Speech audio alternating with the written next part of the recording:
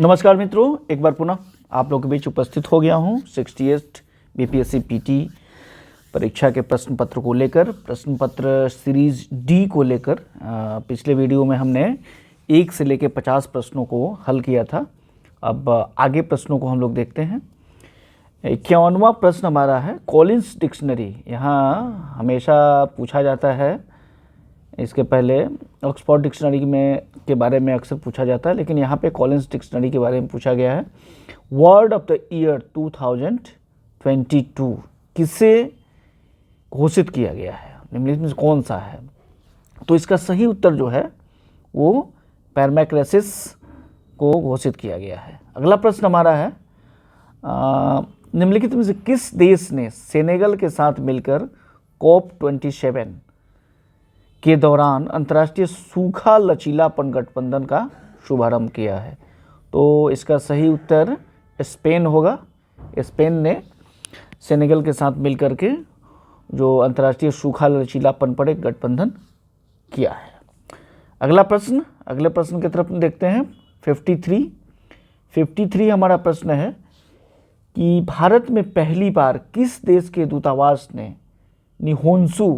निहोंसू के लिए GI tag के लिए आवेदन किया है? निहोंसू ये जापान का है, याद रखेंगे, हालांकि नाम से भी स्पष्ट होता है ये जापानीज वर्ड है जिसको जीआई टैग के लिए आवेदन किया था, इसे प्रदान किया गया है। निम्नलिखित में से किस अंतरिक्ष एजेंसी ने यह घोषणा की है कि उसने अपनी क्यूरियसिस अंतरिक्ष यान को आगे बढ़ाने के लिए भाप का सफलतापूर्वक उपयोग किया है? तो ये जापान का है, जाक्सा जो है जापान की अंतरिक्ष एजेंसी है, उसने यह घोषणा किया है। आगे अगला प्रश्न है 55वां प्रश्न। अक्टूबर 2022 में लॉन्च किए गए टेस्ला ह्यूमनॉइड रिपोर्ट। तो टेस्ला ह्यूमनॉइड रिपोर्ट, टेस्ला का नाम आते ही कई सारे चीज़ हमारे दिमाग में घूमने लगता है।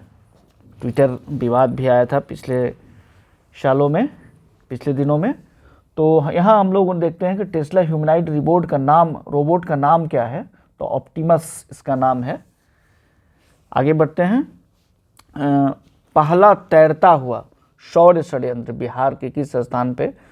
तो दरभंगा में तो हुआ है, लेकिन प्रश्न को और कठिनाई के स्तर को बढ़ाया गया है। तीनों ही ऑप्शन में दरभंगा है जैसे, लेकिन इस दरभंगा में जो सही उत्तर है वो कदीराबाद दरभंगा होगा। अगला प्रश्न है 2019-20 आर्थिक सर्वेक्षण, काफ़ी पहले का पूछा गया है। 19-20 का आर्थिक सर्वेक्षण में किस जिले की प्रति व्यक्ति आय सबसे कम है? तो प्रति व्यक्ति आय सबसे कम शिवहर जिला का है। 19-20 में भी कम था और इस वर्ष का जो आर्थिक सर्वेक्षण आया है उसमें भी शिवहर जिला ही है। अगला प्रश्न की तरफ बढ़ते हैं। अगले प्रश्न की तरफ, वर्ष 2020-21 के लिए नीति आयोग SDG अर्थात सस्टेनेबल डेवलपमेंट के बारे में कहा गया कि बिहार का स्कोर कितना रहा? तो बिहार का स्कोर काफ़ी नीचे रहा है। हम सभी जानते हैं कि केरल सबसे शीर्ष पर रहा है और बिहार सबसे नीचे रहा है। तो बिहार का जो स्कोर रहा है वो लगभग 52 से 100 में से 52 रहा है और ये बहुत ही नीचे रहा है। तो आगे हम लोग बढ़ते हैं 59th क्वेश्चन की तरफ। 59th क्वेश्चन में है खेलो इंडिया महिला टूर्नामेंट में पहली बार जिस खेल को शामिल किया गया है वो खेल है साइकिलिंग है। साइकिलिंग को पहली बार शामिल किया गया है, इसके पहले साइकिलिंग को नहीं शामिल किया गया था, पहली बार इस खेल को शामिल किया गया है। अगला जो प्रश्न है वो है कि अगस्त 2022 में भौगोलिक संकेतक अर्थात जीआई टैग से इसमें से किसको शामिल किया गया है? तो बिहार के जो मिथिला के जो मखाना है उसको शामिल किया गया है। ये तो काफ़ी चर्चा में रहा है पिछले दिनों। अगला जो प्रश्न है हमारा वो निम्नलिखित में वर्ष 2022 में यूनेस्को के विश्व धरोहर सूची में किसे शामिल किया गया है? तो लंगट सिंह कॉलेज खगोलीय वेधशाला, बोध गया का महाबोधि मंदिर परिसर, नालंदा महाविहार का पुरातात्विक स्थल, ये उपयुक्त तीनों ही यूनेस्को की धरोहर सूची में है, लेकिन ये दोनों पहले से है। 2022 में जिसे शामिल किया गया है वो है लंगट सिंह कॉलेज की खगोलीय वेधशाला। तो ये बहुत ही इम्पोर्टेंट प्रश्न है, पिछले साल इसको जोड़ा गया है। तो इस प्रकार बिहार में अभी कुल 3 ऐसे स्थल हैं जो यूनेस्को के विश्व धरोहर सूची में शामिल है। तो 61 का उत्तर होगा ए। 62 की तरफ चलते हैं। तो 62 का हमारा प्रश्न है कि बिजनेस रिफॉर्म एक्शन प्लान द्वारा 2020 में व्यापार करने में आसानी में बिहार ने 36 राज्यों में कौन सी रैंक है? तो कौन सी रैंक है? 23वीं, 24वीं, 25वीं उपयुक्त में से तो एक से अधिक हो नहीं सकता है, रैंक तो सिर्फ एक ही होगा, तो डी तो होने का सवाल ही नहीं है। यहाँ पे 21वीं रैंक बिहार को मिला था, तो इसका सही उत्तर जो होगा वो ई होगा। अब क्वेश्चन नंबर 63, 63वां प्रश्न। तो 28 नवंबर 2022 नीतीश कुमार द्वारा गंगा जल आपूर्ति योजना का उद्घाटन किस स्थान पर किया? ये काफ़ी महत्वाकांक्षी योजना नीतीश कुमार की थी, जिसको गंगा के पानी को राजगीर तक पहुंचाया गया। तो इसका सही उत्तर जो होगा 63 का सही उत्तर बी होगा, बी अर्थात कि राजगीर। 64वां प्रश्न। 64वें प्रश्न में है कि कौन से एसोसिएशन, किस एसोसिएशन या बोर्ड के द्वारा अक्टूबर 2022 में महिला और पुरुष खिलाड़ियों को समान वेतन देने की घोषणा? तो ये है भारतीय क्रिकेट कंट्रोल बोर्ड, बीसीसीआई ने महिला और पुरुष दोनों ही खिलाड़ियों को बराबर वेतन देने का फैसला लिया है। अगले प्रश्न की तरफ बढ़ते हैं मित्र। पिछले 10 वर्षों में राज्य का शहरीकरण तेजी से बढ़ा है। 2011 की जनगणना के अनुसार बिहार में शहरीकरण का स्तर कितना था, जो बढ़ कर के वर्तमान में कितना हुआ? तो ये प्रश्न पहले भी पूछा जा चुका है। इसका सही उत्तर ए होगा। पहले 11.3 था, अभी 15.3 हुआ है, 11 से 15 हुआ है। तो 65वां प्रश्न हो गया। अब आगे बढ़ते हैं वो प्रश्न नंबर 66वें पर। अकार्ट में अपनी पहाड़ी यात्रा के अंत में सिंधु नदी अफगानिस्तान में किस नदी से जुड़ती है? काबुल नदी से जुड़ती है। ये इम्पोर्टेंट प्रश्न है और इसको साधारण तो नहीं कह सकते हैं, लेकिन एवरेज प्रश्न है। आगे बढ़ते हैं 67वें प्रश्न की तरफ। निम्नलिखित में से कौन सा विश्व में सुप्रचारित वन्य जीव अभियान है जिसे 1973 में शुरू किया गया था? 1973 में हम सभी जानते हैं कि ऑपरेशन प्रोजेक्ट टाइगर शुरू किया गया था। तो 67 का सही उत्तर जो होगा वो ए होगा। क्षोभ मंडल के बारे में निम्नलिखित में से कौन सा सही है? यह वायुमंडल की सबसे ऊपरी परत है। ये बिल्कुल गलत है, क्योंकि सबसे निचली परत है क्षोभ मंडल। इस परत की तापमान ऊंचाई के साथ बढ़ता है, तो ऊंचाई के साथ बढ़ता है, ये भी गलत है। इसकी औसत ऊंचाई 13 किलोमीटर है, भूमध्य रेखा पर ये 13 किलोमीटर है। उपयुक्त में से ये तो होगा नहीं, तो इसका सही उत्तर जो होगा 68 का वो होगा सी, अर्थात इसकी औसत ऊंचाई 13 किलोमीटर है। पेंजिया के टूटे हुए दक्षिणी महाद्वीप को क्या कहते हैं? पेंजिया हम सभी जानते हैं कि पृथ्वी के निर्माण के क्रम में जो ठोस भाग था वो बिल्कुल बीच में था और चारों तरफ जल का भाग था। तो ठोस जो भाग था उसको पेंजिया कहा गया था और जो जल भाग था उसको पैंथालासा कहा जाता था। तो जो पेंजिया के दक्षिणी भाग है, पेंजिया के जो दक्षिणी भाग है और ऊपरी भाग, तो यहाँ प्रश्न ये है कि पेंजिया के टूटे हुए दक्षिणी भाग को, तो पेंजिया के टूटे हुए दक्षिणी भाग को गोंडवाना लैंड कहा जाता था और ऊपर वाले भाग को लौरेसिया कहा जाता था। तो इसका सही उत्तर जो होगा वो बी होगा। 69 का सही उत्तर बी हो जाएगा आपका।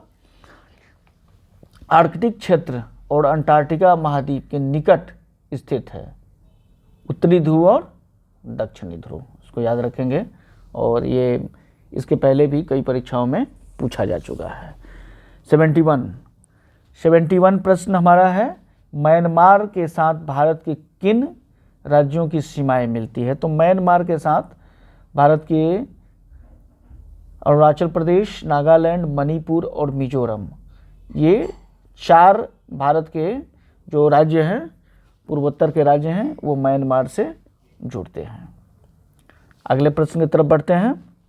अगला प्रश्न हमारा है, निम्नलिखित में से कौन सा समुद्री जीव जैव विविधता के दृष्टिकोण से दुनिया का सबसे समृद्ध क्षेत्र है, जिसमें ज्वारनमुख, समुद्र तट, निकटवर्ती पर्यावरण के जंगल, समुद्री घास, प्रवाल भित्तियाँ, नमक दलदल, मैंग्रोव के साथ 21 द्वीप शामिल हैं? तो इसका उत्तर जो होगा ये मन्नार खाड़ी बायोस्फीयर के बारे में कहा जा रहा है। इसका आंसर ऑप्शन ए होगा। आगे बढ़ते हैं। कोपेन की वर्गीकरण योजना के अनुसार उत्तर प्रदेश और बिहार में किस प्रकार की जलवायु आते हैं? 73 का बिल्कुल सही उत्तर है, ऑप्शन ए होगा। 74 भारत की क्षेत्रीय सीमा समुद्र तट से कितने समुद्री मील प्रति किलोमीटर तक समुद्र की ओर फैली हुई है? तो इसका सही उत्तर जो होगा 74 का सही उत्तर आपका बी होगा। बी अर्थात कि 12 समुद्री मील लगभग 21.9 किलोमीटर। आगे बढ़ते हैं 75 क्वेश्चन नंबर 75 की तरफ। भारत में निम्नलिखित में से कौन सी नदी घाटी कोयले के भंडारों के लिए समृद्ध है? तो दामोदर नदी घाटी बिल्कुल सही है। सोन नदी घाटी बालू के लिए है। आगे बढ़ते हैं। भारत में चीनी उद्योग के बारे में निम्नलिखित में कौन सा कथन सही है? ये कम वजन वाला उद्योग है, बिल्कुल गलत है।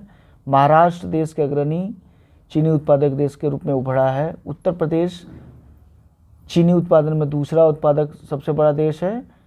ये वर्तमान को अगर करंट अफेयर्स के दृष्टिकोण से अगर इस चीज़ को देखा जाए तो इसका सही उत्तर महाराष्ट्र होना चाहिए। अब आयोग के ऊपर है कि ये इस प्रश्न का क्या उत्तर मान रहा है। हालांकि उत्तर प्रदेश तो ये है ही, लेकिन अभी के अगर परिप्रेक्ष्य में देखा जाए, करंट अफेयर्स के परिप्रेक्ष्य में देखा जाए तो इस प्रश्न का उत्तर बी होगा।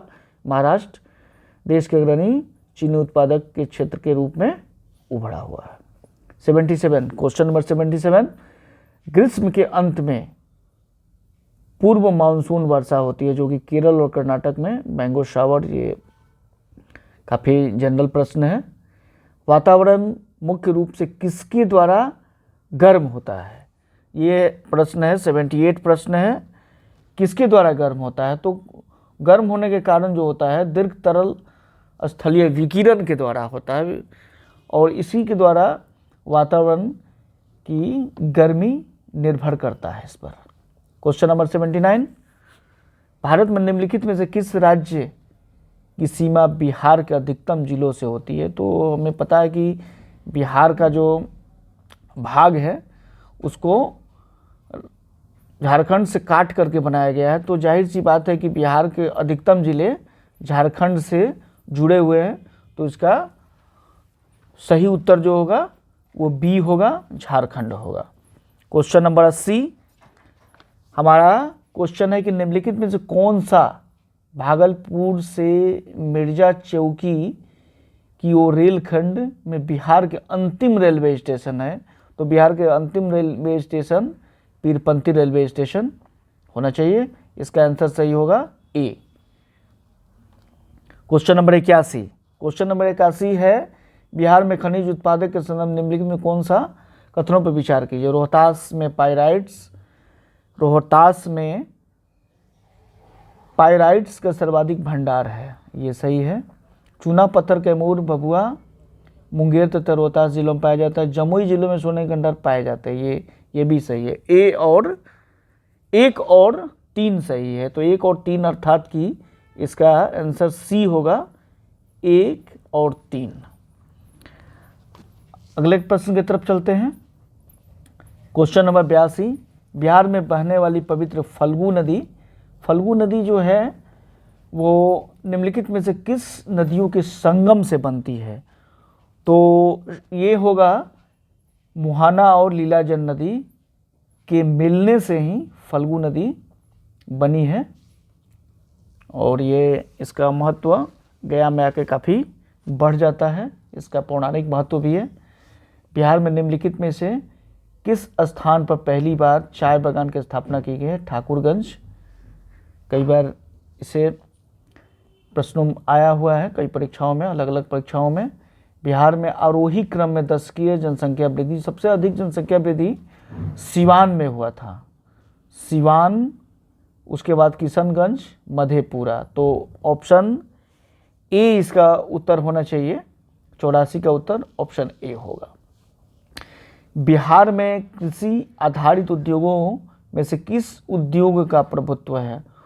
तो दाल और गन्ना दोनों तो बिहार में नहीं है, तो इसका सही उत्तर अनाज आधारित अर्थात कि गेहूं और धान से आधारित उद्योग इसमें शामिल होगा।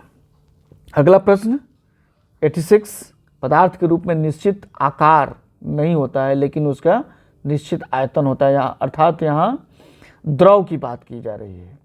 तो द्रव यहाँ इसमें से कौन सा है? तो मिट्टी का तेल है।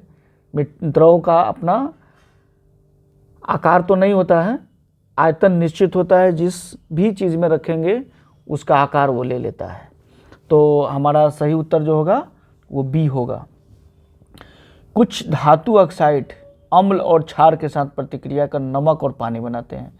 इन उभयधर्मी ऑक्साइड को कहते हैं। उभयधर्मी ऑक्साइड से यहाँ एल्युमिनियम के जो ऑक्साइड होंगे, एल्युमिनियम, ये दोनों उभयधर्मी ऑक्साइड होंगे, अर्थात कि इसका आंसर ए और बी दोनों सही है। तो ए और बी इसका मतलब कि इसका उत्तर डी हो जाएगा। 87 का उत्तर डी हो जाएगा। निम्नलिखित में से कौन सी गैस ग्रीन हाउस प्रभाव से ग्लोबल वार्मिंग में योगदान देती है? तो ग्लोबल वार्मिंग में योगदान nitrous oxide, methane, carbon dioxide, एक से अधिक हो जाएगा। कार्बन डाइऑक्साइड, मीथेन दोनों ही ग्रीन हाउस गैसेस हैं, तो इसका उत्तर जो होगा वो डी हो जाएगा। तो 88 का उत्तर डी होगा। अगले प्रश्न की तरफ हम लोग चलते हैं। अम्ल धातु कार्बोनेट में अभिक्रिया कर कौन सी गैस मुक्त करती है? CO2 मुक्त करती है। चलिए आगे बढ़ते हैं। 90, HOOCC ये कौन सा अम्ल है? ये तो कौन सा अम्ल है ये? तो एसिटिक अम्ल तो नहीं है, कार्बोनिक भी नहीं है, ये उत्तर इसका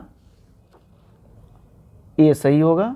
आपको 3 परख नली दी गई है क्वेश्चन नंबर 91, उसमें से आशुद्ध जल है और 2 अन्य में अम्लीय विलयन और दूसरे में क्षारीय विलयन है। इसमें से किसमें लाल लिटमस पत्र नीला हो जाएगा? तो हम लोगों ने शुरू से पढ़ा है कि नीले लिटमस पत्र को लाल कौन करता है? अम्ल करता है। लेकिन यहाँ उसका उल्टा है कि लाल लिटमस पत्र को नीला कौन करता है? तो इसका उत्तर क्या होगा? क्षार होगा। अम्ल का उल्टा क्षार होता है, जो कि लाल लिटमस पत्र को नीला कर देता है। तो इसका सही उत्तर क्षार होगा। एसिटिक अम्ल की गंध किसके समान होती है? सिरका के बड़ा समान होती है ये। अगला प्रश्न है, शुष्क HCl गैस, हाइड्रोक्लोरिक गैस, शुष्क लिटमस पत्र का रंग क्यों नहीं बदलती है? तो इसका जो सही उत्तर होगा वो इसलिए नहीं बदलती है क्योंकि कोई H3O+ आयन मौजूद नहीं होंगे। लिटमस केवल H3O+ आयन की उपस्थिति में ही रंग बदलता है, इसलिए जब ये उपस्थित ही नहीं होगा तो रंग बदलने का कोई सवाल ही नहीं है। तो इसलिए इसका जो सही उत्तर होगा वो बी होगा। विषम को पहचानिए। 94 क्वेश्चन है कि इसमें से कौन सा विषम है? कोयले का जलना, फल का पकना, सब कार्बनिक प्रतिक्रिया है। सीमेंट का सेटिंग ये अलग है, इन दोनों से अलग है, इसलिए ये विषम हो जाएगा। अगला प्रश्न है 95। तो 95 पे हीरे और ग्रेफाइट के बारे में है। तो हीरे और ग्रेफाइट 95, क्वेश्चन नंबर 95, उनके पास समान क्रिस्टल संरचना है, गलत है। उनके पास समान डिग्री की कठोरता, ये भी गलत है। हीरा काफ़ी कठोर होता है और ग्रेफाइट उतना ही मुलायम होता है। उनकी विद्युत चालकता समान होती है, ये भी गलत है। दोनों में विद्युत चालकता समान बिल्कुल नहीं होती है। ग्रेफाइट विद्युत चालक है और वहीं हीरा कुचालक होता है, तो ये भी नहीं होगा। इसका मतलब है कि इसका उत्तर ई होगा।